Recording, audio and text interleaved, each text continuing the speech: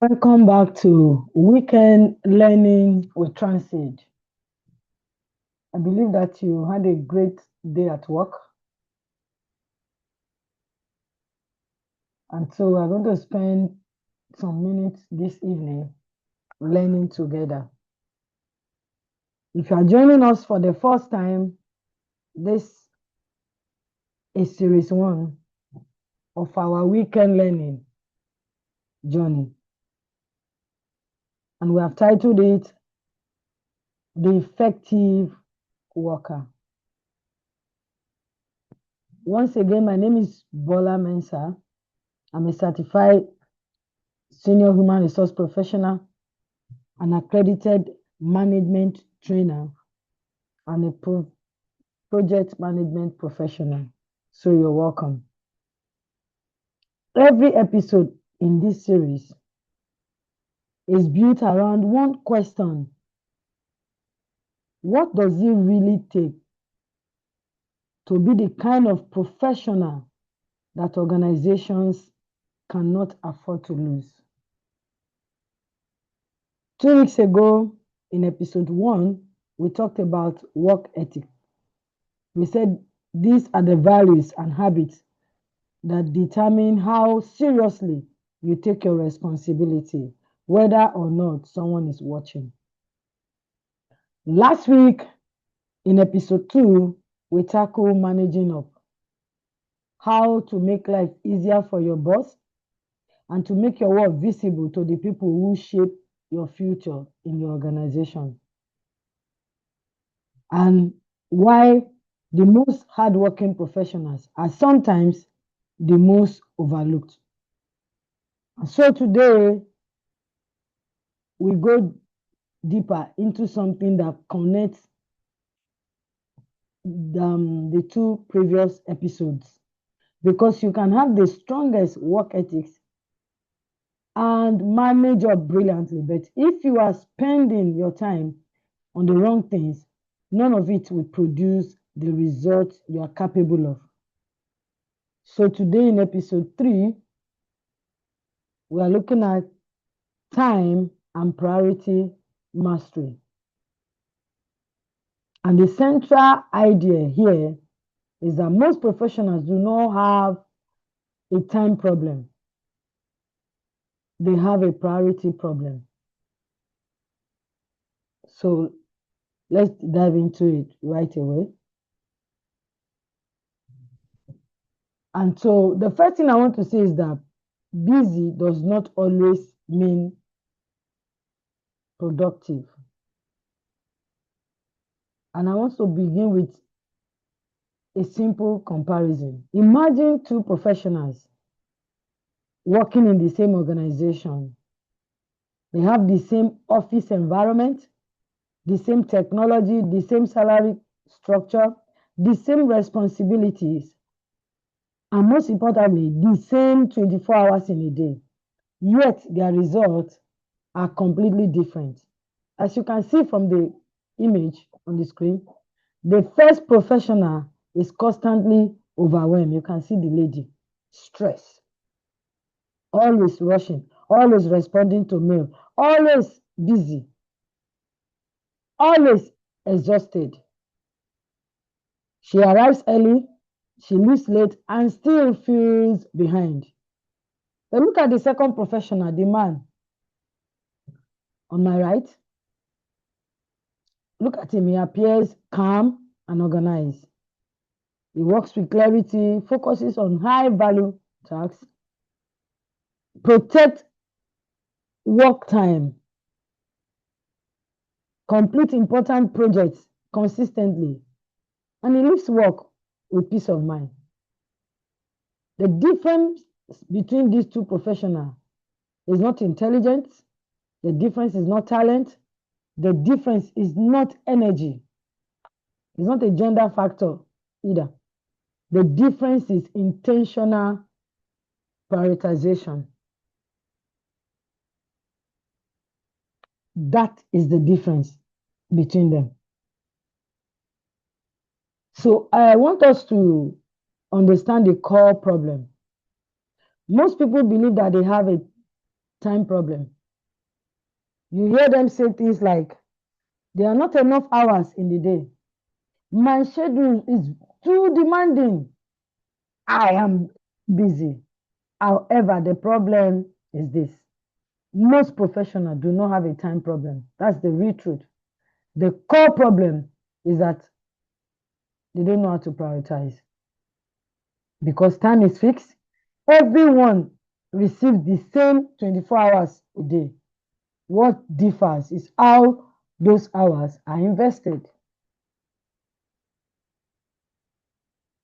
So many professionals unknowingly destroy their productivity through three common habits.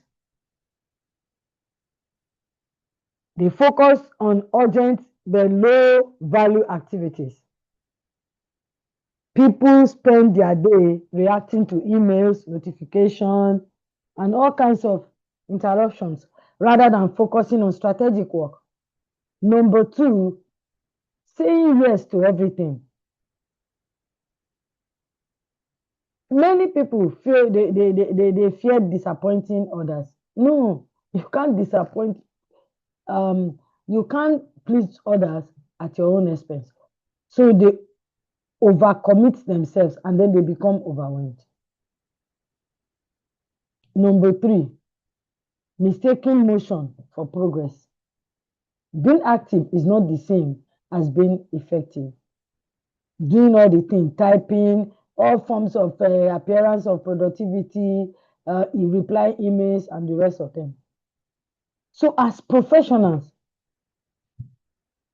who want to be effective or who are already effective and want to get better in effectiveness again, we must always ask ourselves these questions.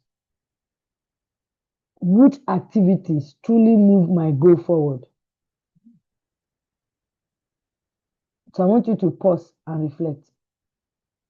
Which activities truly move my goals forward? So reflect on about your yesterday. Which of your top 5 activities actually moved your most important goals forward? Which tasks can be delegated or someone else can do it? Which activity should not even exist at all on your schedule? If you don't answer these 3 questions honestly, you will find that more than half of your day will just be spent on activity that does not connect to your most important work.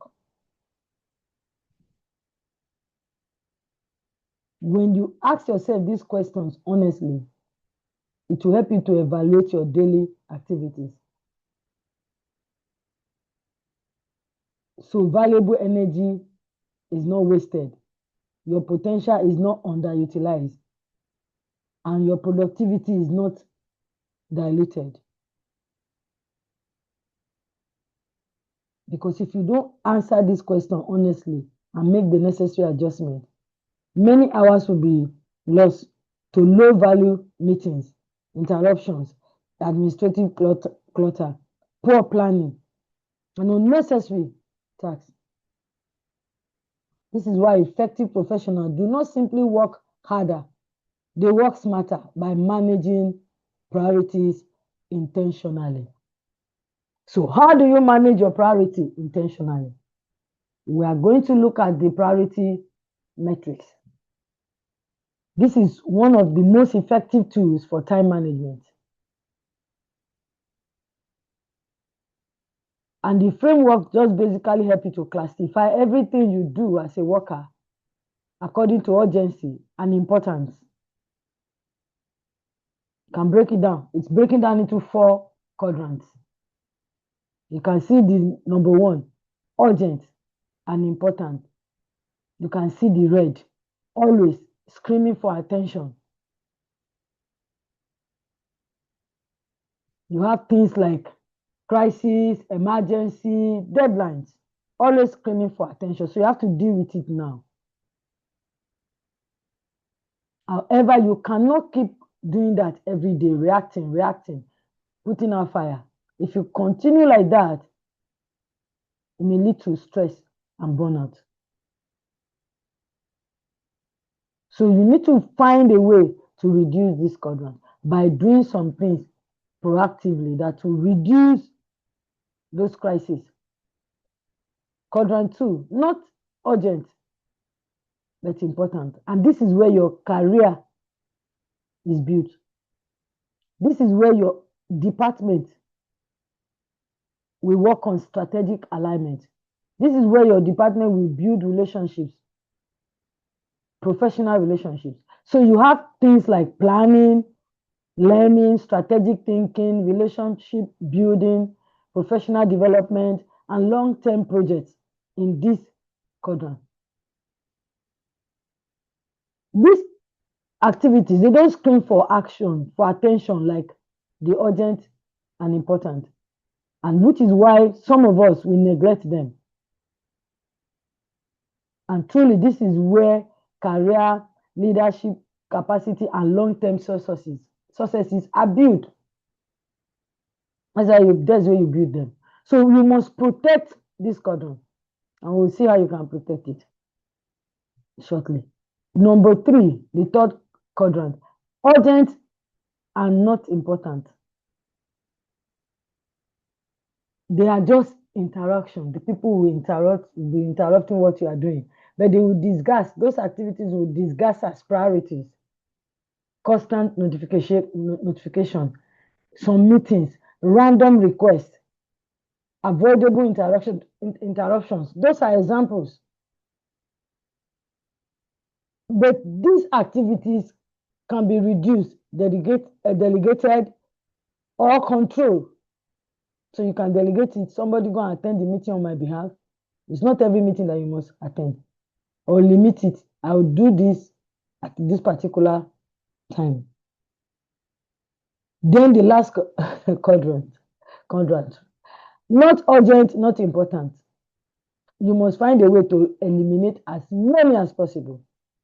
Excessive social media use, busy work, time-wasting habits, gossiping, watching football, when you're supposed to be working in the office.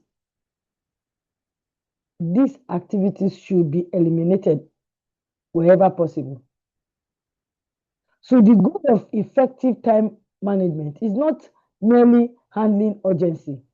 The goal is to intentionally create space for important work before it becomes urgent. So for example, if you have a deadline in 3 days' time, if you protect the time in the second quadrant 2 days before and you worked on it, it will not be a crisis on the day of the deadline. So I just want to use a professional named Daniel to illustrate this. Let's see how Daniel worked. Daniel is a middle level manager. But when Daniel came into the organization, the supervisor during the orientation program taught Daniel about prioritizing his time. So Daniel has this habit. His resumption time is 8 a.m. Before opening his mail, going on social media, Daniel spends 10 minutes reviewing his priorities for the day. He identifies his most important tasks and he schedules his work intentionally. So at 9 a.m., he enters quadrant 1, urgent and important. Suddenly, the managing director requests a report urgently. A client complaint must be resolved immediately. An online presentation is delayed because of internet issue. So Daniel focuses on this emergency for the next hour because they are urgent and important. He coordinated with the IT department, finalizes the report, and responds professionally to the client. At 10:30 a.m., the crisis all has been resolved. And so Daniel moved to quadrant 2. Daniel moved to quadrant 2, important but not urgent. So from 10:30 to 12:30, protected time. He works on his next month's project plan. a professional development course that he needed to attend online. He reviewed his departmental goals and then spent some few minutes to improve his Excel skills. Remember, nobody was chasing him to do these things immediately. But Daniel understands that this is where growth happens, both for him personally and for the organization, the department. So this quadrant helped him prevent future crises instead of constantly living in quadrant 1. So before the deadline for the project, the result is already out. Before his certification will expire, he has already written the exam because he's spending time, he has protected time dealing with those activities. After lunch, around 1:30 p.m., Daniel begins to notice quadrant 3, urgent and not important, constant notification, unnecessary meeting invitations, random just requests from his colleague. At first, everything seems urgent, but Daniel had learned an important lesson. Urgent does not always mean important. So he silences unnecessary notification. Instead of checking every time you hear the sound, you go and check your phone. If you are expecting a call, it's okay to check. If you are expecting an email, it's okay to check your email at intervals. It politely declines irrelevant meetings and gist by his colleagues. He delegates minor requests. So he protected his time to do what is right. As a result, he avoided wasting valuable energy. Later in the afternoon, around 3:30 p.m., Daniel notices the temptation of quadrant 4. Busy work, office gossip again, watching random videos,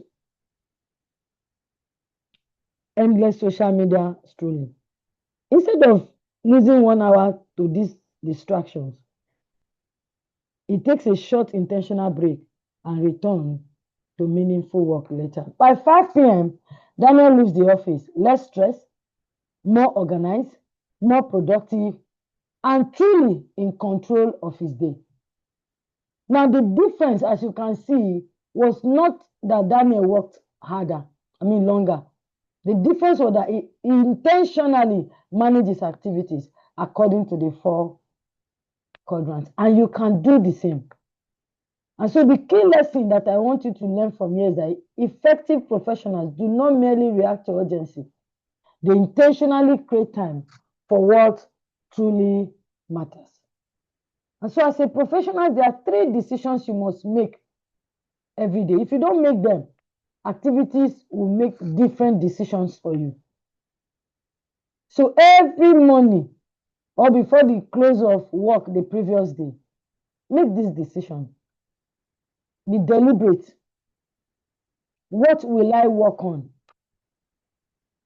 when you arrive at the office? Don't leave it to chance that everything on my list. No, not what arrives first. No. What is that 1 or 2 things that if completed today will make today a very productive day for you professionally? Number 2, what will I protect? If you don't set time for that quadrant 2, people or your inbox or social media, they'll make the decision for you. So make the decision first. Say between this time and this time, I'm going to do this, I'm going to do this. When I come to the office, I write what I want to do and I put my phone away. It's not far from you, but the discipline, I've built it over time. When emergency comes, I will attend to it and still go back to it.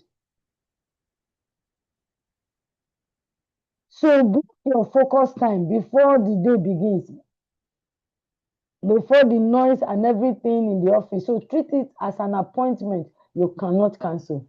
If you do not protect your best hours, someone else will fill them. Number 3, what will I decline? Every yes to something less important is a no to something that matters more.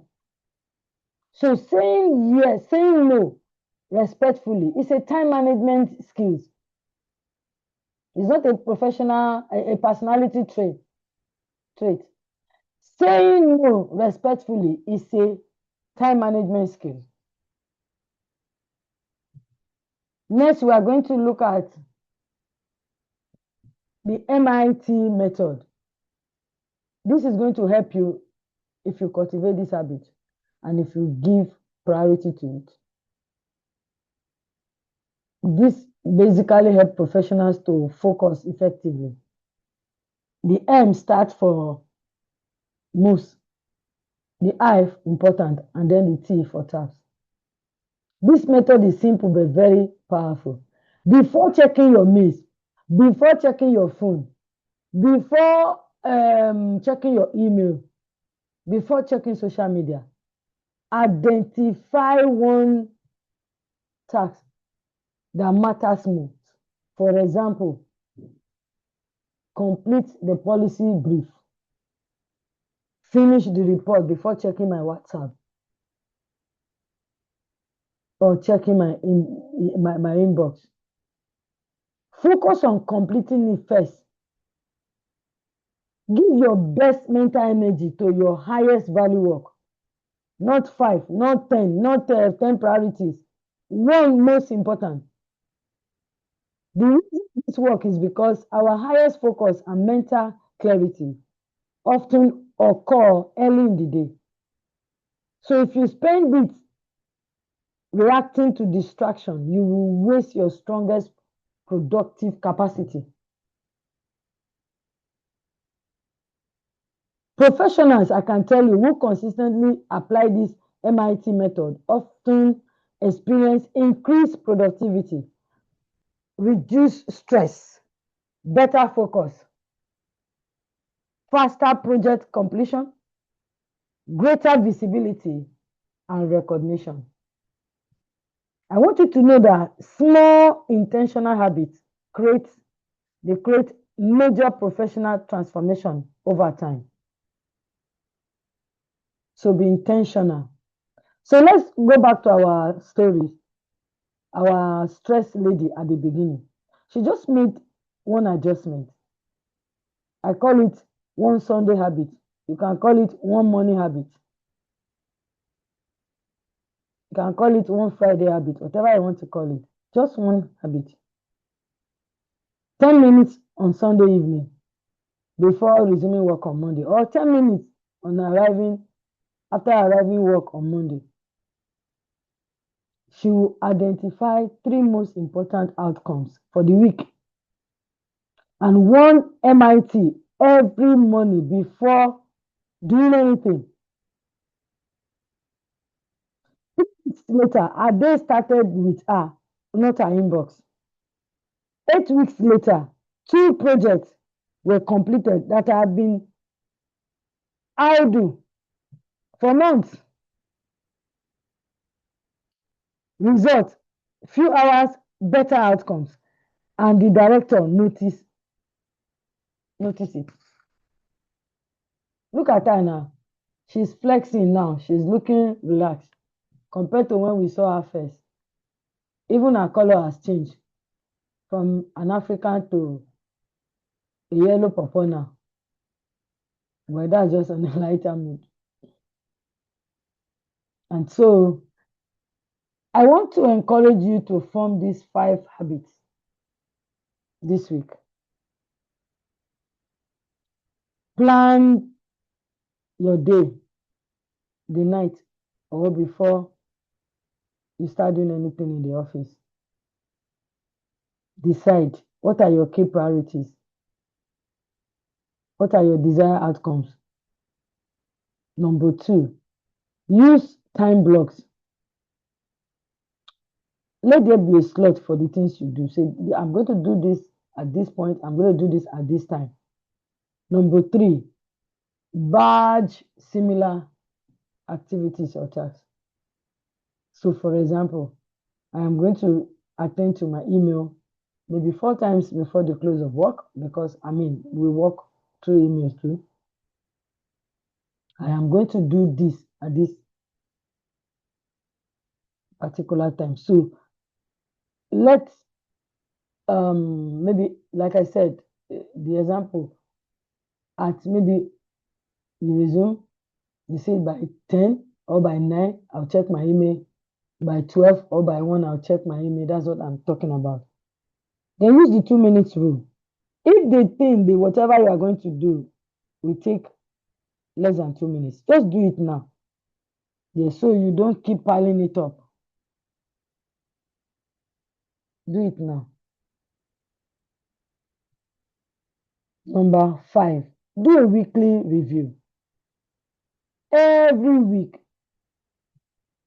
evaluate what worked well, what distracted you, what needs improvement, what priorities must be carried out into the next week.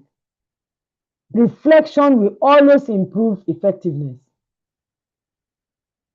Reflection will always improve effectiveness. So I want you to take this number 5 very serious. I'm not saying you should disregard the 1 to 4, but when you reflect on things, you come out better. You come out better. So what are the key takeaways for us today? Being busy and being productive are not the same thing.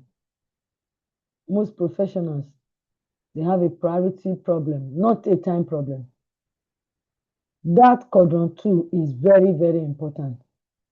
So protect it deliberately. Use your MIT every morning.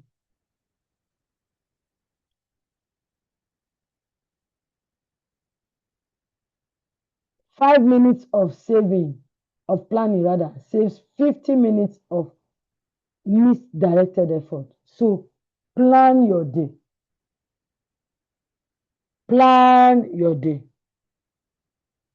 And so this week, I want you to truly write your MIT and do it first. Tonight or tomorrow morning, before any app or message, write down your one most important task for tomorrow. Start. As soon as you finish listening to this message, or you do it Sunday in the evening, and do that, be disciplined. Do that, your MIT, before you start getting. You know that once you go online, you are open to the world. So try as much as possible to discipline yourself. If you do this for 2 weeks, I am very, very certain that you will see difference in what you do. My final reflection, and I want you to remember this truth always.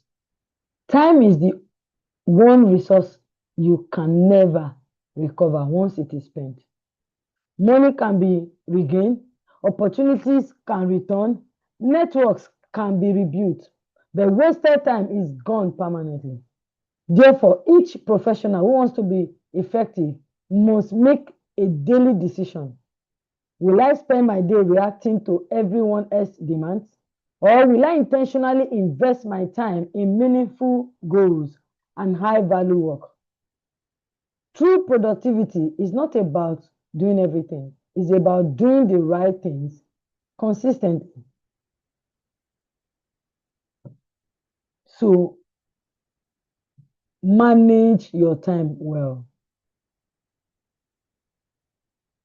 If you do this for at least 2 weeks, like I said earlier, you will notice greater clarity, better control of your mornings, reduce stress, improve effectiveness, stronger professional results. Thank you very much for learning with me today. Please don't forget to share with others. Please subscribe to this channel so you don't miss our upcoming inspiring episodes. By also subscribing to the channel, you will help the channel grow and reach a wider audience.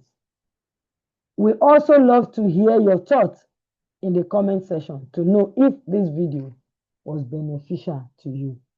Next week, Friday, we'll be talking about communication that gets results. How to speak, write, and present in a way that actually influence decision. Thank you very much for your time. Have a great weekend.